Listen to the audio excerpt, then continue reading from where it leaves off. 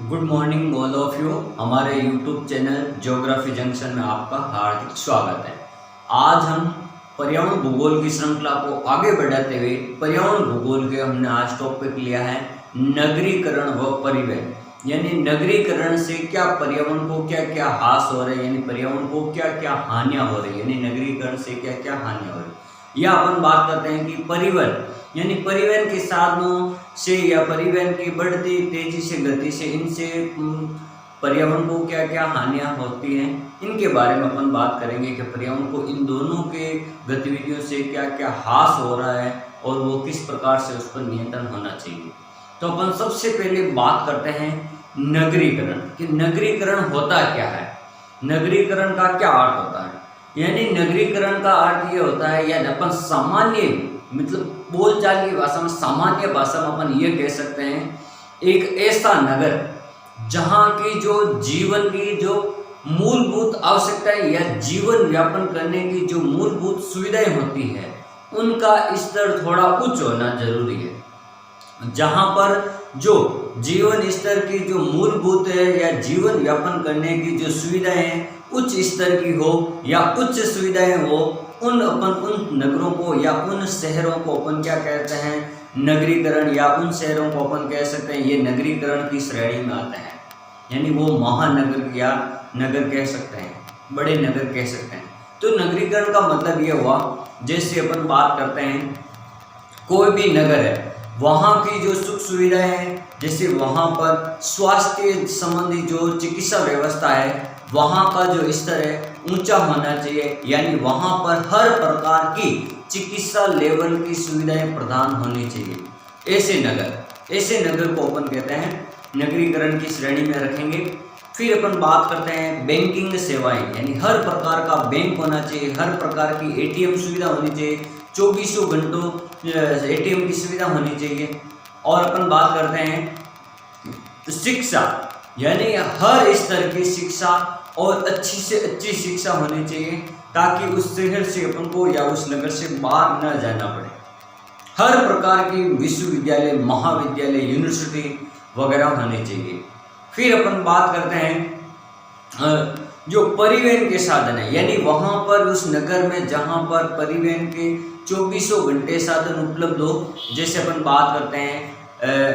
यातायात परिवहन, अपन जैसे बात करते हैं सड़क परिवहन है, वायु परिवहन है, या अपन बात करते हैं कि रेल परिवहन है, इन सब की सुविधा उपलब्ध हो।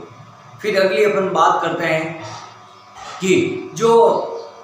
परिवहन, बैंकिंग और व्यापारिक रूप से ऐसा भी क्षेत्र होना चाहिए जहां पर व्यापार के लिए, जहां से बड़े बड़े बंदरगाहों के लिए माल निर्यात किया जाता हो और बड़े बड़े बंदरगाहों से माल वापस आयात भी किया जाता हो, यानी एक्सपोर्ट की सुविधा भी यहाँ पर होनी चाहिए। या अपन कह सकते हैं वहाँ पर बड़े बड़े एयरपोर्ट होने चाहिए उसमें, जहाँ पर अपन दूर दूर से या विदेशों में भी अपन सफ़र कर सकते हैं।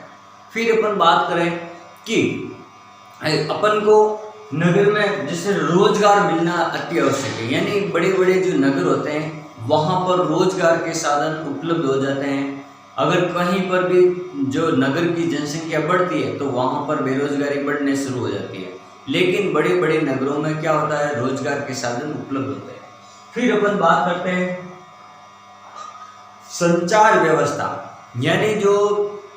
टेलीफोन सुविधा है, ये संचार से सुविधा है, ईमेल है, फैक्स है, ये वगैरह, या अपन कह सकते हैं जो इंटरनेट की जो सुविधा होती है वो सुविधा भी हाई लेवल की हो ताकि अपन इंटरनेट के माध्यम से कोई भी काम हो वो जल्दी से हो सके। तो इस प्रकार यानी ऐसे नगर जहाँ पर मूलभूत सुविधाएं या जीवन यापन करने की सभी सुविधाएं उच्च स्तर की हो, ऐसे नगरों को अपन महानगर कहते हैं। और ऐसे नगरों का जो विकास तेजी से हो रहा है, इन सुविधाओं की दृष्टि से जो इन नगरों का विकास तेजी से हो रहा है और इनके जो आसपास के नगर है उनसे थोड़ी हाई सुविधाएं हो रही है, यानी उच्च स्तर की सुविधाएं हो रही है, जिनमें उच्च गुणवत्ता युक्त सुविधा हो रहे हैं, तो ऐसे नगरों को अपन क्या कहते हैं, जितने भी नगर होते हैं उनको अपन कहते हैं नगरीकरण हो गया। यानी नगरीकरण यानी नगरों में सुविधाओं का स्तर उच्च होना ही अपन क्या कहते हैं, सामान्य भाषा में कह सकते हैं नगरीकरण। अब नगरीकरण से क्या क्या पर्यावरण को हास होते हैं, तो अपन सबसे पहले 2-3 बातें बता देते हैं कि नगर में कहाँ की जनसंख्या कितनी है। तो देखो, सबसे पहले नए नगरों के निर्माण और पूर्व स्थित नगरों के विस्तार से पर्यावरण का ह्रास। जैसे जैसे नगरीकरण होगा किसी भी महानगर या किसी भी शहर, किसी भी छोटे शहर का, तो वहां पर सारी सुख सुविधाएं उपलब्ध होगी। जैसे अपन बात करते हैं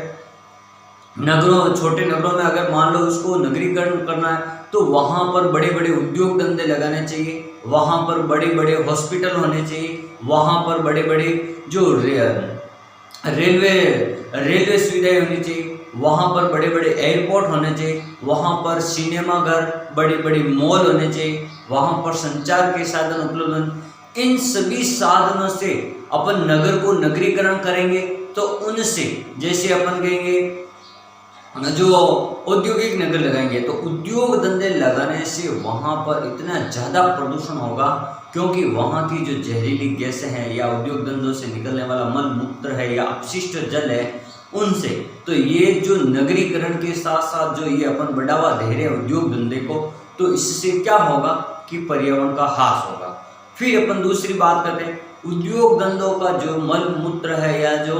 निष्कासित अपशिष्ट जल है उससे जल प्रदूषण होगा, जिससे भी पर्यावरण को ह्रास है, क्योंकि जो जल पीने योग्य नहीं रहेगा या तो वो जब मिट्टी में मिलेगा तो मिट्टी की गुणवत्ता का ह्रास करेगा, यानी भूमि की जो उर्वरक क्षमता है उसको कम कर देगा। अगली बात करते हैं, यानी जो ये वो उद्योग धंधे लगाएंगे अगर नगरों में ज़्यादा से ज़्यादा, तो क्या होगा कि उद्योग धंधों से जितनी भी हानिकारक गैसें निकलती है उन हानिकारक गैसों से वायु प्रदूषण होगा, तो भी पर्यावरण को हानि है। फिर अपन अगली बात करते हैं कि उद्योग धंधों को लगाने के लिए वहाँ पर जो कच्चा माल है या जो उत्पादक बनेंगे उद्योग धंधे में, वहाँ से उस माल को दूसरी जगह पर ले जाने के लिए अपन को परिवहन के साधनों की उपलब्धता होनी आवश्यक है। तो अपन परिवहन के साधन उपलब्ध करवाने चाहिए अधिक से अधिक, और परिवहन के साधन अधिक से अधिक उपलब्ध करवाएंगे तो क्या होगा, जो परिवहन के साधनों से निकलने वाला धुआं जो वायुमंडल में फैल के वायु को प्रदूषित करेगा, और वायु प्रदूषित करेगा तो क्या होगा कि वायु प्रदूषण से जो अपन ऑक्सीजन ले रहे हैं वो स्वच्छ ऑक्सीजन नहीं मिलेगी, या अधिक से अधिक जो धुआं होने से क्या होगा, जो श्वसन तंत्र है मानव का या जीव जंतुओं का या जो पेड़ पौधों का है उस श्वसन तंत्र पर बहुत ही हानिकारक प्रभाव पड़ेगा। फिर अपन अगली बात करते हैं कि 1950 के बाद तेजी से नगरीकरण हुआ है, यानी अपन बात करें कि सन 1950 से, तो 1950 के बाद में नगरों की संख्या इतनी ज़्यादा बढ़ी है और उन नगरों का विकास इतनी तेज गति से हो रहा है जिससे पर्यावरण को अधिक से अधिक हानि हो रही है, पर्यावरण का अधिक से अधिक ह्रास हो रहा है। तो अपन अगली बात करते हैं कि नगरों के तेजी से विकसित होने या नगरों की गति का तेजी से नगरीकरण होने के कारण विकसित और विकासशील देशों की श्रेणी में, दोनों की श्रेणी में प्रतिस्पर्धा होने लगी। कोई भी बड़े उद्योग हो चाहे परिवहन हो, इन सभी चीज़ों में, उद्योग धंधों में या सभी चीज़ों में विकसित और विकासशील देशों में क्या हो गया, प्रतिस्पर्धा बढ़ गई। इस प्रतिस्पर्धा से जो नगरीय जनसंख्या है, नगरीय जनसंख्या जो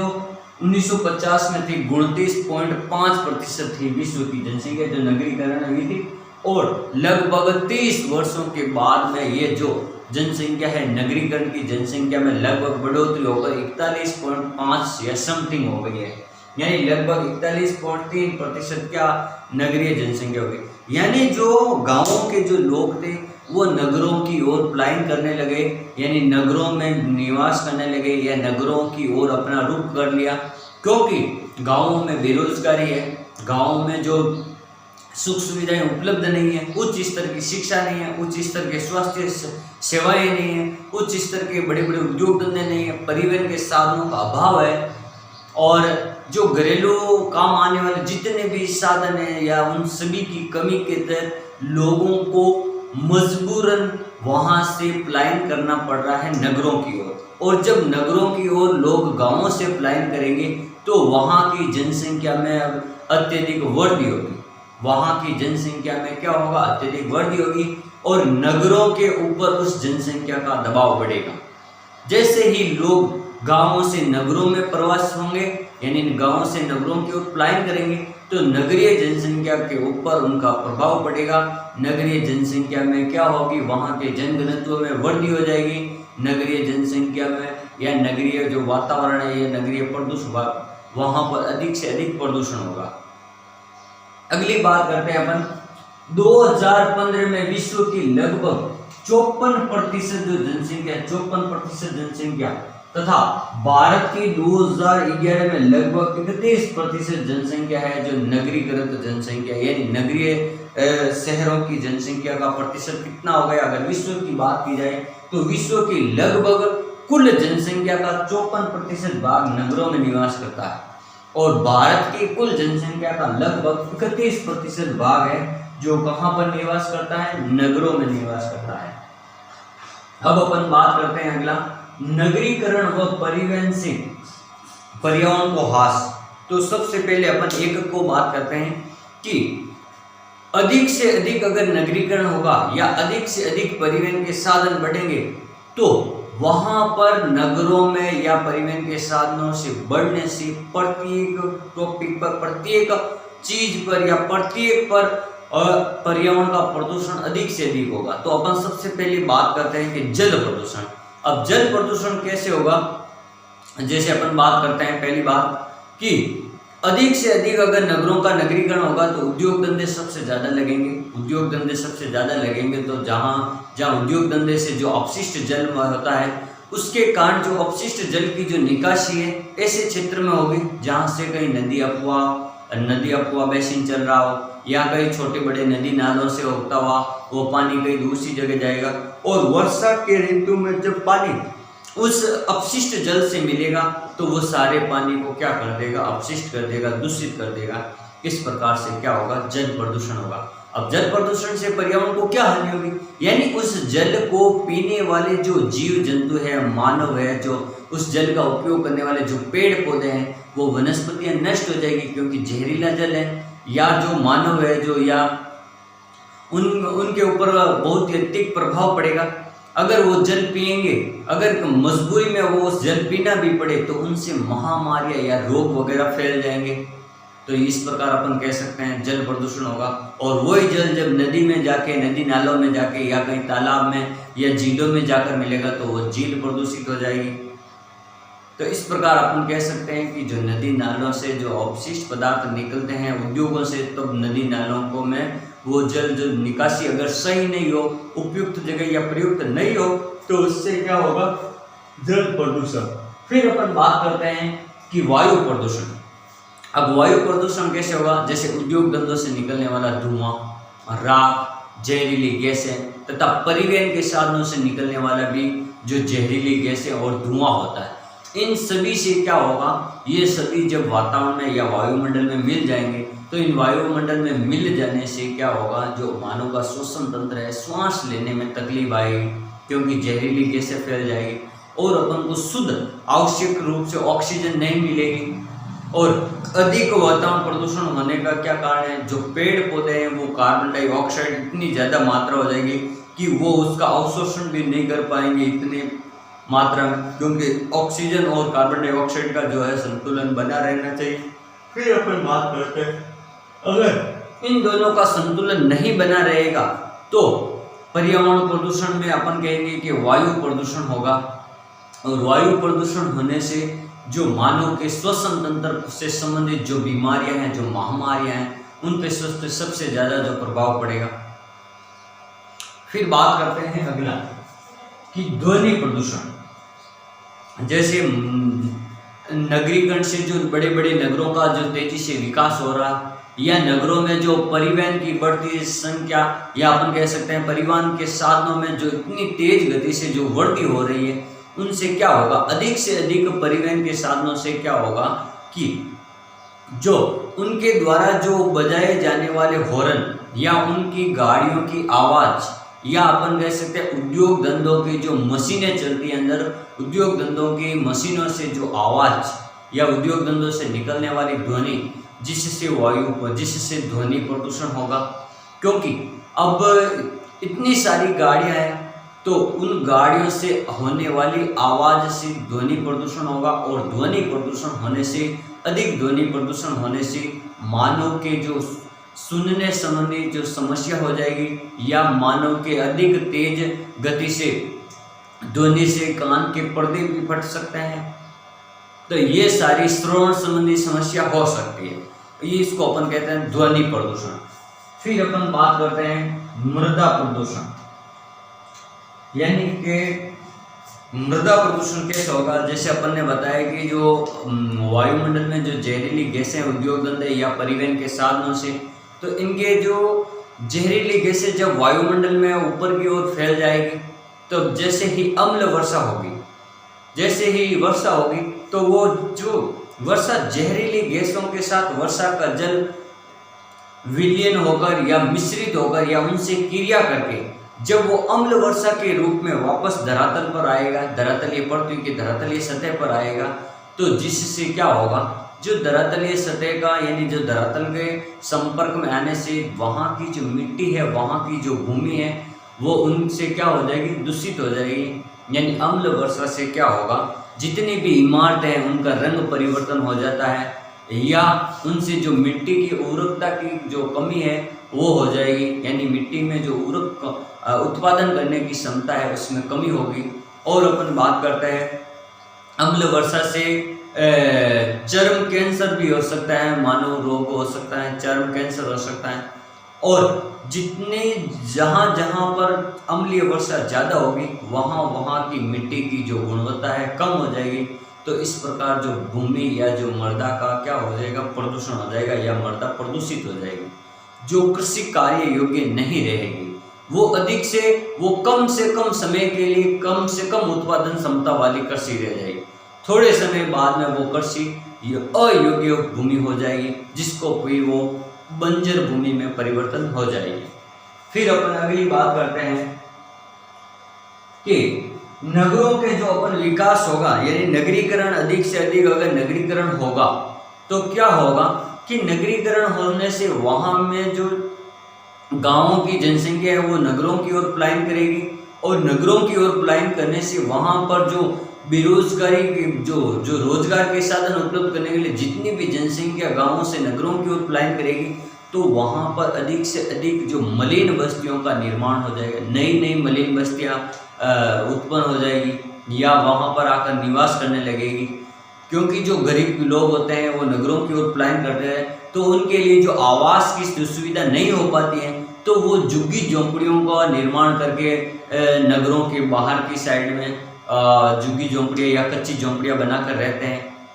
उनसे रहने के लिए वहाँ पर इतना ज़्यादा अपशिष्ट हो जाएगा, क्योंकि वहाँ पर उनको उच्च स्तर की जो सारी सुविधाएं नहीं मिल पाती है, उनके कारण वहाँ पर गंदगी फैल जाएगी, और उनकी गंदगी के कारण वहाँ पर जो महामारियाँ या रोग जैसी बीमारियाँ हो जाएगी, कई सारे रोगों को उत्पन्न करने जैसी बीमारियाँ, क्योंकि उनके मल मूत्र से, उनको अपशिष्ट जल मिलने से, इन सारे से, या उनको खाद्यान्न की जो सुविधा है समय समय पर नहीं मिलने से, इन सभी कारणों से क्या होगा, जो महामारियाँ फैल जाएगी। फिर अपन बात करते हैं कि आपराधिक गतिविधियां तेज हो जाएगी। अगर नगरीकरण ज़्यादा होगा तो नगरों में जो जनसंख्या जैसे ही ज़्यादा बढ़ेगी, तो ज़्यादा बढ़ने से, नगरीकरण होने से जो नगरों के लोगों को अगर रोजगार नहीं मिलेगा, तो वो आपराधिक गतिविधियों में भाग लेना शुरू हो जाएंगे। यानी जो चोरियां वगैरह, या अपन कह सकते हैं लूटपाट वगैरह, ये सबसे ज़्यादा होगी। और इस प्रकार की गतिविधियों का मुख्य कारण है नगरों में अधिक जनसंख्या का होना, और वो भी मुख्य रूप से बेरोजगारी का होना। क्योंकि जो घर बैठे रहते हैं, बेरोजगार रहते हैं, उनको कुछ न कुछ करने के लिए वो आपराधिक गतिविधियों की ओर फिर उनकी जो आपराधिक गतिविधियों में भाग लेना शुरू हो जाता है। फिर अपन अगली बात करते हैं नगरों में भवनों, सड़कों, गलियों, मलमूत्र के नालों, वाहनों, हानिकारक गैस, धूम आदि से पर्यावरण। यानी कि जो अधिक नगरीकरण होने से क्या होगा कि जो जनसंख्या, उनको प्रत्येक जनसंख्या या प्रति व्यक्ति आवास मिलना मुश्किल हो जाएगा। यानी जो भूमि है वो तो है सीमित, और लोगों की जनसंख्या है वो बढ़ जाएगी, तो वहाँ पर आवास मिलने की सुविधा हो जाएगी, आवास मिलने में जो कमी होगी। फिर वहाँ की जो सड़कें हैं, सड़कों पे इतनी सारी जनसंख्या हो जाएगी कि वहाँ से निकलना भी दूभर, और जो यातायात परिवहन के साधन है उनका भी जो धीरे धीरे चलना हो जाएगा। फिर अपन बात करते हैं गलियों के नदी नाल मलमूत्र से, यानी उन जनसंख्या बढ़ने से जो गलियां हैं वो भी साफ सुथरी नहीं रहेगी, और मलमूत्र के नाले हैं वो भी साफ सुथरे नहीं रहेंगे। अगली बात करते हैं कि वाहनों और कारखानों से, यानी जब नगरीकरण होगा तो अधिक से अधिक वाहन हो जाएंगे, अधिक से अधिक कारखाने लगेंगे वहाँ पर, और अगर कारखाने लगेंगे तो वहाँ पर उद्योग धंधों में काम करने के लिए अधिक से अधिक जनसंख्या होनी जरूरी है, वहाँ पर परिवहन होना जरूरी है, वहाँ पर और सारी सुविधाएं होना जरूरी है। फिर अपन बात करते हैं इन सभी से, यानी जो धूम्र धुआं निकलता है, गैसें निकलती है, इन सभी से क्या होता है, पर्यावरण का ह्रास होना शुरू हो जाता है। फिर अपन बात करते हैं जैसे जितना ज़्यादा जो नगरीकरण होगा, या अपन कहते हैं जितने ज़्यादा परिवहन के साधन बढ़ेंगे, तो इन परिवहन के साधन बढ़ने से जो इनसे निकलने वाला धुआं है या जहरीली गैसें हैं, जैसे अपन बात करते हैं सल्फर डाइऑक्साइड है, या अमोनिया है, या कार्बन मोनोऑक्साइड है, या ऐसी अन्य अक्रिय गैसें जो निकलती है, हेलोजन है या CO2 है, तो इनसे क्या होता है कि नगरों के ऊपर एक जो वायुमंडल है वो एक धुआं सा, तो कोहरा सा बन जाता है, यानी जो इतना प्रदूषण, वातावरण इतना प्रदूषित हो जाता है, इन प्रदूषण के कारण उनके जो ऊपर जो वायुमंडल रहता है, इसको अपन क्या कह सकते हैं, गुम्मद कह सकते हैं, यानी प्रदूषित गुम्मद, या अपन कह सकते हैं उष्माद्वीप का रूप ले लेगा। बड़े बड़े नगरों के ऊपर का जो वातावरण है उष्माद्वीप का रूप ले लेगा। अपन ये भी कह सकते हैं कई बार कि जो एशियाई धुंध, यानी जो एशिया के देश है, जो विकसित और विकासशील देश है, विकासशील, उन देशों के ऊपर क्या है, जनसंख्या बढ़ने से या उद्योग धंधों के बढ़ने से इतना ज़्यादा प्रदूषण हो गया है, जिनको यूएनओ ने क्या कहा कि ये एशियाई धुंध है, ये इतना सारा प्रदूषण। तो इसको अपन क्या कहते हैं, उष्माद्वीप कहते हैं इस प्रदूषण को, जो नगरों के ऊपर रहता है प्रदूषित जहरीला वातावरण, उनको। फिर अपन बात करते हैं कि ये जो जितनी भी घटनाएं होगी, यानी नगरीकरण है, औद्योगिकरण है, परिवहन के साधन है, इनसे मुख्य रूप से क्या क्या हानि होगी, तो उनमें अपन ने इतनी सारी हानियों के बारे में पढ़ा, या इतने सारे पर्यावरण को ह्रास होते हैं। अपन इन पर्यावरण से, जैसे जहरीले धुएं से, जैसे और 2-3 समस्या है, जैसे ओजोन परत की समस्या, यानी जब पृथ्वी के धरातल का जो तापमान बढ़ जाएगा, यानी जो ऐसी गैसें जैसे क्लोरोफ्लोरोकार्बन है, CO2 है, या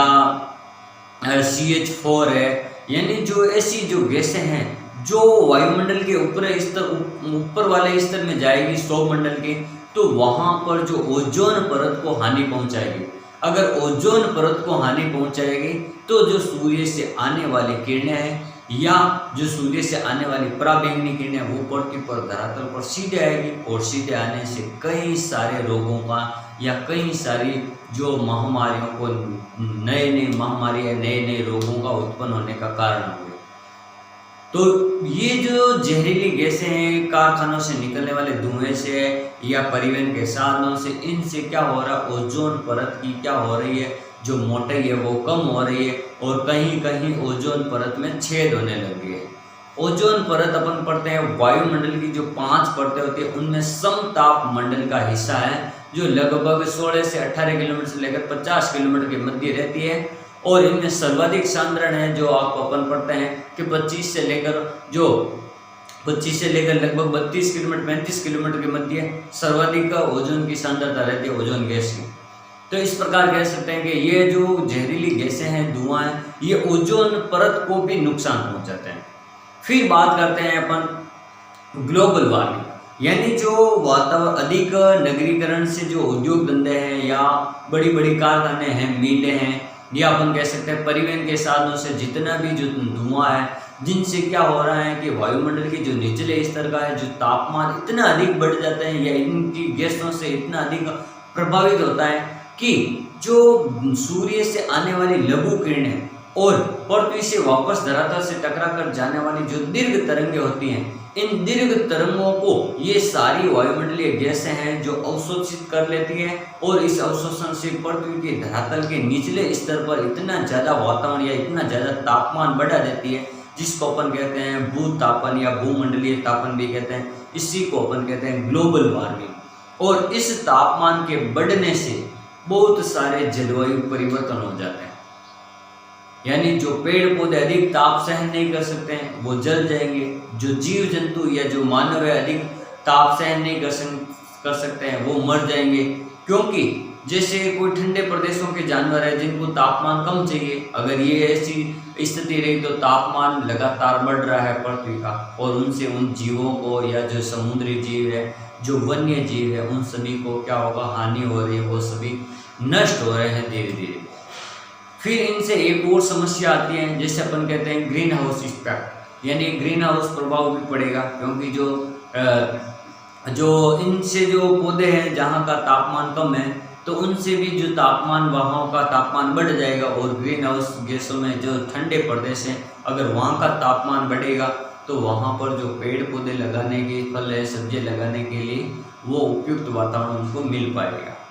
तो इस प्रकार से अपन कह सकते हैं कि नगरीकरण और परिवहन से पर्यावरण को बहुत सारी हानियां या बहुत सारा हास हो रहा है। अपन ने इतनी सारी बातों से अपन ने ये पता किया या अपन ने ये ज्ञात किया या अपन ने इन बातों के बारे में अध्ययन किया कि इन सभी से कहीं न कहीं रूप से प्रत्यक्ष क्या हो चाहे अप्रत्यक्ष क्या हो, पर्यावरण को इतना ज़्यादा हानिकारक या इतना ज़्यादा हानिकारक प्रभाव पड़ रहे हैं। ये जो परिणाम है ये दूरगामी परिणाम है। ये वर्तमान में अपन को कम लेवल का यानी कम स्तर के परिणाम दिखते हैं, लेकिन जब इसी परिणाम को अपन दूरगामी वर्षों के लिए या आगामी समय के लिए मानते हैं तो ये बहुत बड़ा मानव जाति के लिए जो बहुत बड़ा खतरा है। इन सभी से निपटारा पाने के लिए अपन को ऐसे उपाय सोचने चाहिए या सरकारी नीतियां ऐसी होनी चाहिए या अधिक से अधिक वृक्षारोपण करना चाहिए या परिवहन के साधनों में कमी करनी चाहिए, या अपन कह सकते हैं नगरीकरण की जो व्यवस्था है इसके जो जितने भी उच्च स्तर की सुविधाएं हैं वो लगभग गाँवों में भी उच्च स्तर की सुविधा करें ताकि गाँव के लोग नगरों की ओर न जाए, और रोजगार के साधन बढ़ने चाहिए ताकि बेरोजगारी नहीं रही तो आपराधिक गतिविधियां नहीं होगी, और जो उद्योग धंधों में जितने भी जो जीवाश्म ईंधन से जो ईंधन के साधन हैं उनकी जगह ऐसी गैसों का प्रयोग किया जाए ताकि प्रदूषण कम से कम हो। तो यानी इन सभी सुविधाओं को या इन पर नियंत्रण रखने के लिए कुछ न कुछ उपाय सरकार को और कुछ न कुछ उपाय आम जनता को करना चाहिए। और सबसे पहली बात है कि जितना भी ये उपाय है इनसे बचने के लिए आम जनता को शिक्षित होना और उनके प्रति जागरूक होना बहुत जरूरी है, क्योंकि ये काम एक अकेला व्यक्ति नहीं कर सकता और एक अकेला व्यक्ति इस काम का मुद्दा भी नहीं उठा सकता। अगर साथ में है तो इन सब का मुद्दा और साथ में इन सब के बारे में और विश्व लेवल पर ऐसे सम्मेलन होने चाहिए या प्रत्येक देश के लेवल पर अपने लेवल पर ऐसे सम्मेलन होने चाहिए या ऐसे कार्यक्रम होने चाहिए जिनसे इन नगरीकरण और जो परिवहन के साधनों से होने वाले जो हानिकारक प्रभाव है उनसे बचने के लिए नई नई नीतियां बननी चाहिए, नए नए नियम बनने चाहिए ताकि इन पर नियंत्रण हो सके। थैंक यू, धन्यवाद। हमारे इस YouTube चैनल को अधिक से अधिक सब्सक्राइब करें, लाइक करें और कमेंट करें।